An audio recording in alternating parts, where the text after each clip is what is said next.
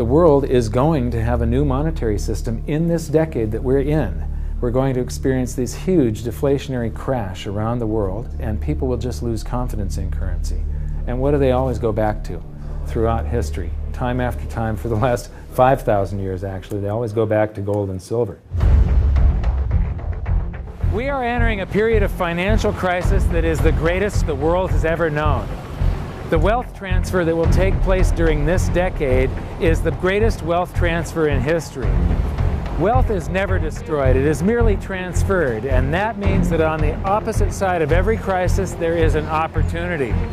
The great news is that all you have to do to turn this crisis into your great opportunity is to educate yourself. I believe that the best investment that you can make in your lifetime is your own education.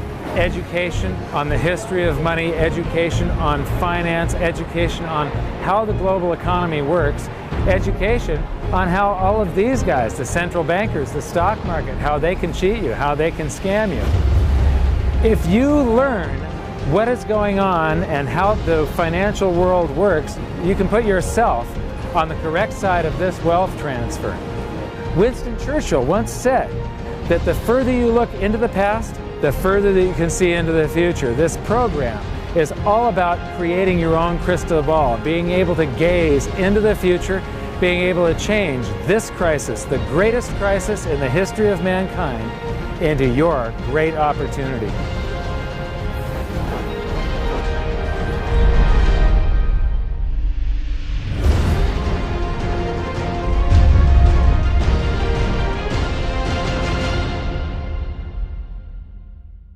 So it all started back in 1999 when my sister and I hired a financial planner to help my mother with her assets, and we gave him control of the family's assets, and in the next year and a half he lost 50% of what she had.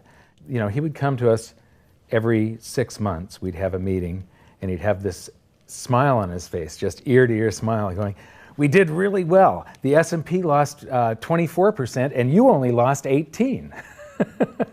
And so I fired him and I moved all of her assets to cash, and I dove into studying the financial markets, which led me into studying the economy. And when you start reading about the global economy, the people that are concerned with trade deficits and budget deficits, it's the hard money advocates, the gold community. And once I started reading them, they also write about monetary history, and then I really fell in love. Because monetary history just repeats and repeats over and over again, echoing all the way back to the beginnings of civilization.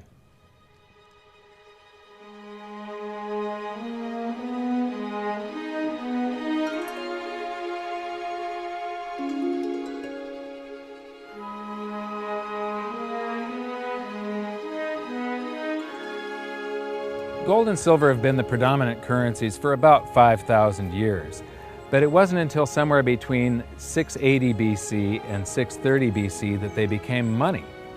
That's when they were minted into coins of equal weights somewhere in Lydia, where each coin was the same size and had the same weight. This made them interchangeable. It's called fungible. At that point, they became useful as a unit of account, a measurement. You could price a good or a service in those gold or silver coins in a certain number of them. And it was always the same for anybody whenever they were buying that good or service. But it wasn't until they made their way to the world's first free market society, the prototype of democracy, the cradle of civilization, Athens, that they exploded in use. Suddenly, money found its natural home, the free markets.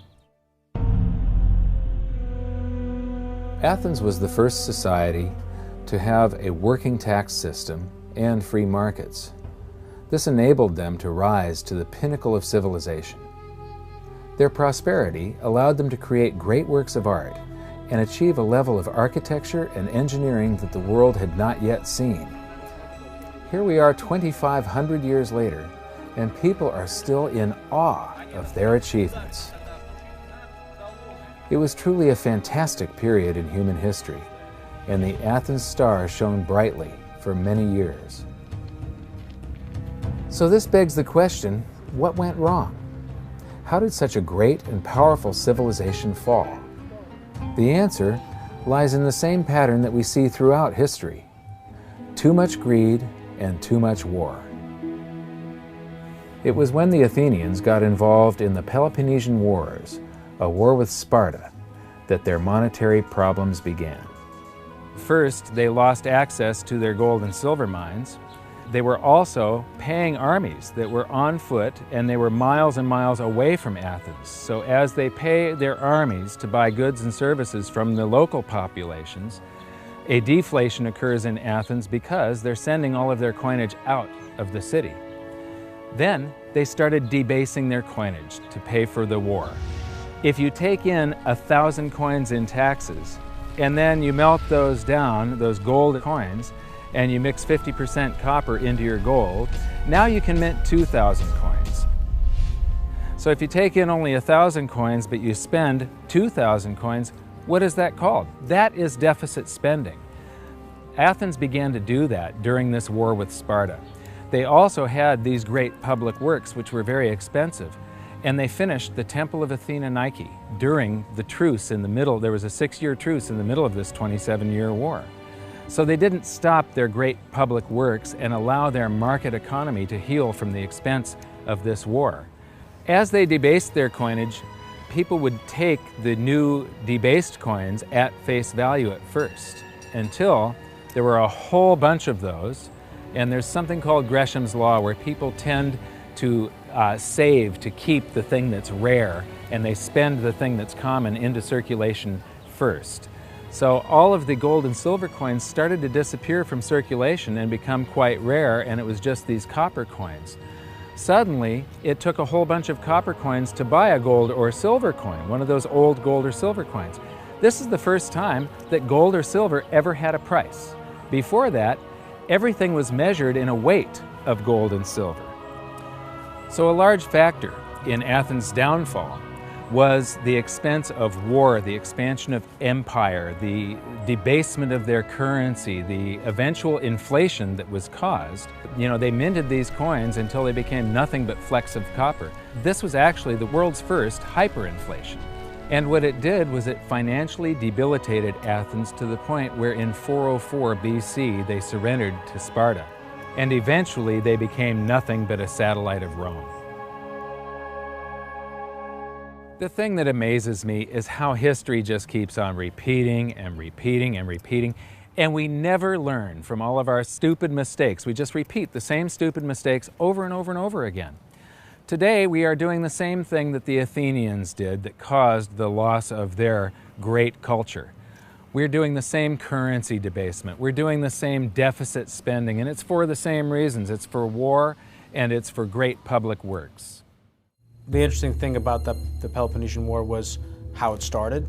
I would say one of the interesting parallels is that it started really with Athens at its height and with a level of hubris that set them down the road towards ruin. Perhaps they felt that they were, superior, couldn't make a mistake. Exactly. They knew better. Exactly. And they ended up destroying their society as a result. It's a road that we're going down today, right? I think absolutely. Yeah. There was a play written shortly after the Peloponnesian Wars about the worthlessness of the copper flecks that were their coinage at the time. So we go from gold and silver, very high value money, to a currency that has a face value. And it's the first example that I can find in history where a war and great public works were being funded through deficit spending. What you've just seen is the first recorded example of one of the most predictable hidden secrets of money, the 7 stages of empire. It's a long-term cycle that echoes throughout history right to this very day and is basically a societal pendulum that swings from quality money to quantity currency and back again to quality money. It always plays out in 7 stages. It always ends with gold delivering a knockout blow to debased currencies. And it goes like this. Stage 1. A country starts out with good money, which is either gold or silver, or it's backed by gold or silver. Stage 2. As it develops economically and socially, it begins to take on more and more economic burdens, adding layer upon layer of public works. Stage 3. As its economic affluence grows, so does its political influence, and it increases expenditures to fund a massive military. Stage 4. Eventually, it puts its military to use, and expenditures explode. Stage 5. To fund the war, it steals the wealth of its people by debasing their coinage with base metals, or by replacing their money with currency that can be created in unlimited quantities. Stage 6. The loss in purchasing power of the expanded currency supply is sensed by the population and the financial markets, triggering a loss of faith in the currency. Stage 7. A mass movement out of currency into precious metals and other tangible assets takes place. The currency collapses, and gold and silver rise in price as they account for the huge quantity of currency that was created. This process transfers massive wealth to those who had the foresight to position themselves beforehand in real money, gold and silver. You know, our monetary system basically steals from the poor and middle class and transfers the wealth to the banks. We see this throughout history, and it's just repeating over and over again. What's happening in Greece right now is basically the same thing that was happening back in 407 BC. The deficit spending to fund all of these public works and the debasement of their currency supply caused them to become nothing but a satellite of Rome. Today, they're becoming nothing but a satellite of the banks. Well, the idea of Gresham's law is simply that people are going to hold on to what's value and spend what isn't valuable. Way back in my youth, I was 11 years old when we went from a silver-based monetary system to a purely fiat system. People saw that silver was money, they got used to it, they didn't really think about it. And in 1965, under President Johnson, he basically said, well, silver's too valuable to be money. We're going to just start putting out these substitutes, which were what we call cupro-nickel coins. They were nickel, they were copper plated with nickel at the time. And of course, the metal value was far less. And I understood that as a kid, and yet very few adults really seemed to get the idea of what was really going on. There were a few, and it only takes a few. And of course, Gresham's law took effect, so the currency came out of circulation rapidly. It's very interesting to me, you know, knowing monetary history fairly well, is they're always, you know, put out in silver-looking or gold-looking form. I mean, in most cases, you'll have, in fact, they look rather interesting. I mean, some of them are like silver on the inside and gold on the outside. With the look, they have no value at all, really, other than melt value of pot metal.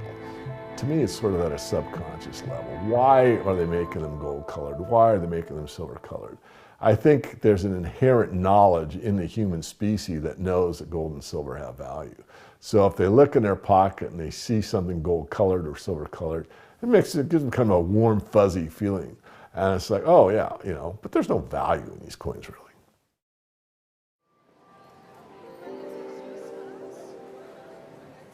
The next question is, how does this affect you? My next stop was in London, where I'd been asked to give a presentation to a group of businessmen. They wanted to understand the reason that gold had surged recently, and I explained to them that to understand gold, you have to understand monetary history. Once you see where we've come from, you can get a much clearer understanding of how the 7 stages of empire are playing out right now.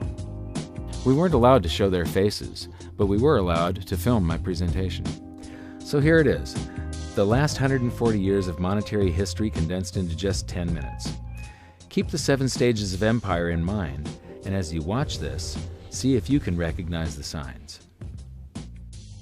Everybody thinks the US dollar is still as good as gold, and it hasn't been since 1971. This is the world monetary systems. From 1873, when Germany went on the classical gold standard, where each unit of currency is backed up by an equivalent amount of gold in the treasury. In the United States, $20 bill, $20 gold piece in the vaults. Go into any bank, slap down your currency, which was a receipt for money, a claim check on money, ask for your money, gold and silver, and they would give it to you. So this shows this is currency, this is money. Otherwise, there was no reason for any government to store gold in their vaults and then print this currency that was backed by gold. This is what gives confidence in that, and it gives governments the ability to start this scam in the first place, where they print these receipts for gold, and then they can print more of them than gold that exists.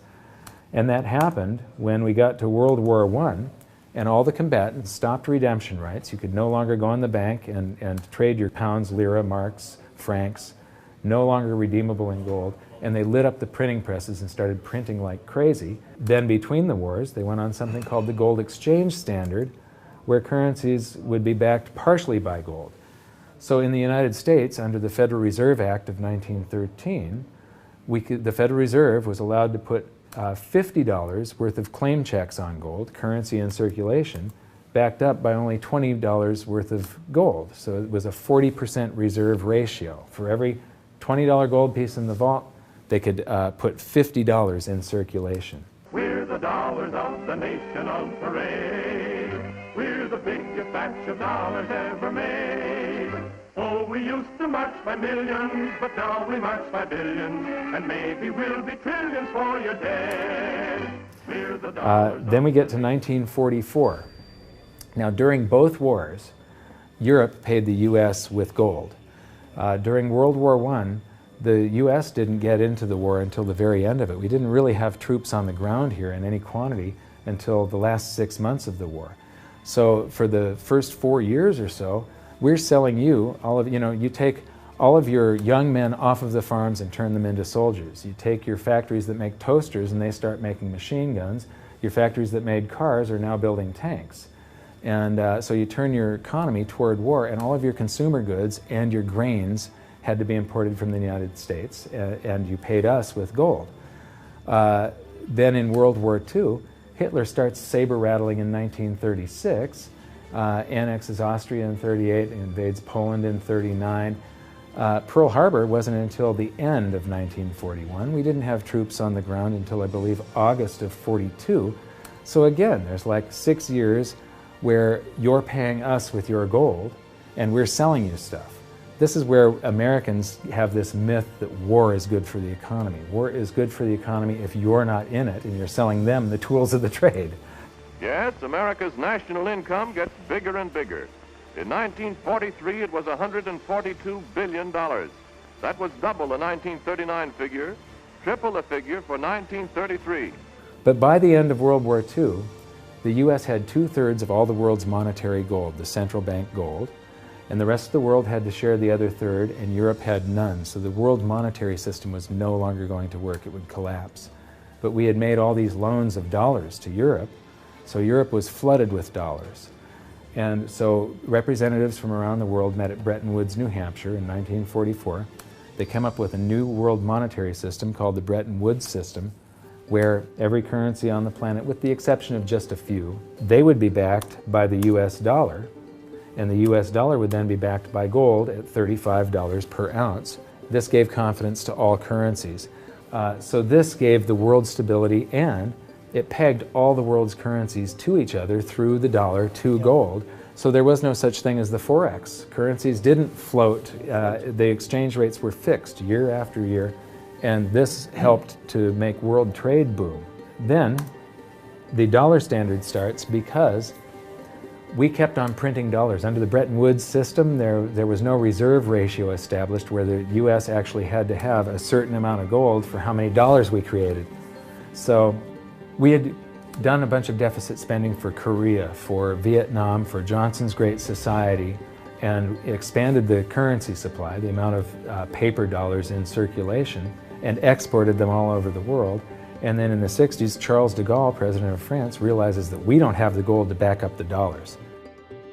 Le fait que beaucoup d'États acceptent par principe des dollars au même titre que de l'or entraîne les Américains à s'endetter, et à s'endetter gratuitement vis-à-vis de l'étranger, car ce qu'ils lui doivent, ils le lui payent avec des dollars qu'il ne tient qu'à eux d'émettre. Nous estimons nécessaire que les échanges internationaux soient établis comme c'était le cas avant les grands malheurs du monde, sur une base monétaire indiscutable et qui ne porte la marque d'aucun pays en particulier. Quelle base? En vérité, on ne voit pas qu'il puisse y avoir réellement de critères, d'étalons autres que l'or. And he starts asking, France asks for their gold and trades in the dollars. And at that point, other countries saw this and start jumping on board. And the U.S. lost 50% of its gold from 1959 to 1971.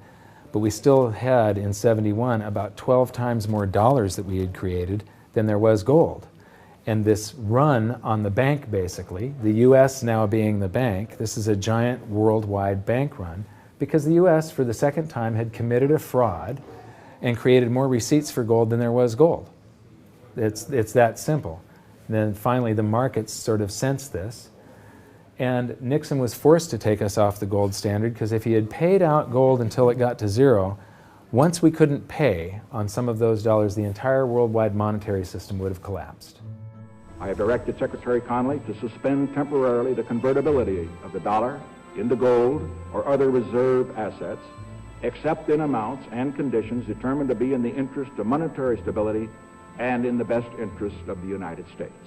In full cooperation with the International Monetary Fund and those who trade with us, we will press for the necessary reforms to set up an urgently needed new international monetary system. And on August 15th, 1971, all the world's currencies became fiat currency. I don't know why the rest of the world didn't rush out and hang him, but they didn't. They just all went along with this. To our friends abroad, I give this assurance. The United States has always been and will continue to be a forward-looking and trustworthy trading partner. There have been thousands upon thousands upon thousands of fiat currencies throughout history, and there isn't one that survived. It is a 100% failure rate. And we started this experiment where all the world's currencies would be fiat currencies simultaneously in 1971. But what we have here, 30 to 40 years, different monetary system, 30 years, 28 years, 39 years plus, what's next? The world is going to have a new monetary system in this decade that we're in. We're going to experience this huge deflationary crash around the world. The world will probably end up on some sort of new monetary system, probably after governments try and print their way out of this and cause hyperinflations of all the currencies, and people will just lose confidence in currency. And what do they always go back to throughout history? Time after time, for the last 5,000 years actually, they always go back to gold and silver. In a world of floating currencies, and that's what all national currencies are today, they bob up and down relative to each other, but they're all sinking relative to gold. That includes the dollar as well as the euro and the British pound and all the others. They're going to continue to lose value, continue to lose purchasing power. Personally, I don't think there's any way of avoiding what is coming. There's no way to fix it right now. There's only a way to either let it wipe you out or to benefit from it. And I want to make sure that it's not just a few of the big investors in the world that are ending up with all the cookies. I want to make sure that there's as many small investors as possible that are benefiting from it, because that's what makes society run. Middle class, small investor. One of the biggest challenges for human beings is that physiologically we are designed to operate in recency. You know, the fight or flight response is literally in my cells, literally. And so that when I'm in the wild, it's about I need to look for something to eat or make sure I don't get eaten. And how that translates into the modern world is that we think only about what's happening immediately in front of us. And so we think a long time is last week. In the world of YouTube and Facebook and instant messaging, we think 3 seconds is a long time. Like, did you get the post already? I already posted it. And the reality is that if you look at history, and I don't mean a week, I don't mean a month, I mean decades, I mean 100 years, I mean a couple of 100 years, I mean more than a couple of 100 years, you can start to see some patterns. You can see some things that are going on because history repeats itself. There are some trends and there are some movements that you can learn from. And you literally have to go outside of your human instincts to look at history, because we just want to focus on right now, because as I said, that's about either eating or being eaten. So we've got to go beyond that, and that means not just focusing on the here and now, but learning some real powerful stuff from what's happened, because there just might be some indicators there as what's going to happen in the future.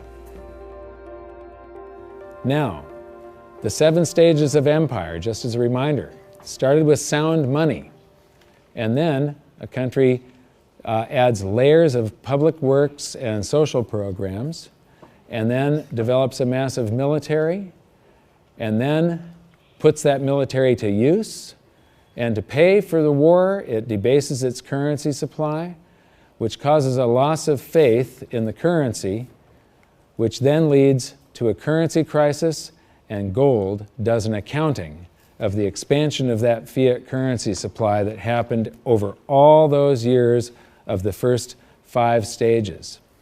We are in the 6th and beginning the 7th stage. Gold started the accounting in the year 2001. It was $250 then, but we're still in the very early stages of this. Well, that's right. I think one of the problems with gold is people just don't understand it. I mean, for one thing, it's sort of been banished from the curriculum for 35 years. We have going on 2 generations of academics and scholars who have never studied gold. Unless you're a specialist in economic history, you can go back and look at it. Now, when I was in university and even when I was in graduate school in economics, we were still on the gold standard in some form. It was fairly attenuated, but when you studied the IMF and you looked at how they present the finances of a country and the breakdown of the reserves and the capital accounts, gold was a line item in the capital account, and you had to understand how it, what role it played and how it could equilibrate in terms of balance of trade. Well, that's gone. The IMF, Nixon went off the gold standard in 1971, and bright young economic students just don't understand gold. They think it's a joke, or they think it's maybe a commodity trade or a momentum trade. They don't understand that it really is money par excellence. So now we've learned that money was born in roughly 630 BC when it became fungible. It was free markets and sound money that led to Athens' great prosperity. But debasement of their money for deficit spending on war and public works played a large role in their demise. Over the past 140 years, we've debased our own currencies to the point where 2 generations of scholars don't even understand gold. We learned about Gresham's law and that bad money drives out good. In recent history, there has been a new monetary system roughly every 40 years. And we've learned that we are in the 6th stage of the 7 stages of empire. So that's it for this episode. Join us next time when we learn more about the chaotic state of the US dollar standard and how it's going to affect you no matter where you live on the planet. When I wrote my book, I said that we're coming into an era that is going to be the greatest wealth transfer in the history of mankind. Therefore, it's the greatest opportunity in the history of mankind. I've made it my mission to help as many people as possible get through this crisis and to come out on the best side of the wealth transfer. I've just finished filming an exclusive presentation titled How the 7th Stage Will Unfold, where I detail what I'm doing personally to prepare for a range of scenarios. It's available at hiddensecretsofmoney.com as part of your free information toolkit. So my challenge to you for this episode is to try and find a single example in all of monetary history of a crisis that was brought on by too much deficit spending, too much debt, and too much currency debasement being solved by more deficit spending, more debt, and more currency debasement. Until then, good luck, and I'll see you at the bonus presentation at hiddensecretsofmoney.com. Thanks. You bet. There is no other side. You're either silver and gold or you're doomed. That's exactly the way the world is always working. That's the way it's working right now. Turn on the television, watch with the price of gold. Look at the dollar going down, gold's going up, silver's going up. That's exactly the way it's always worked, and it's always worked that way, and it's working that way now. And why is anyone surprised? Why is it? I'm surprised it's always worked like that. For the past 5,000 years. That's right, 5,000 years in a row, it's worked exactly that way. It's happening that way now. And ooh, wait a minute here. Weird. Beyond weird.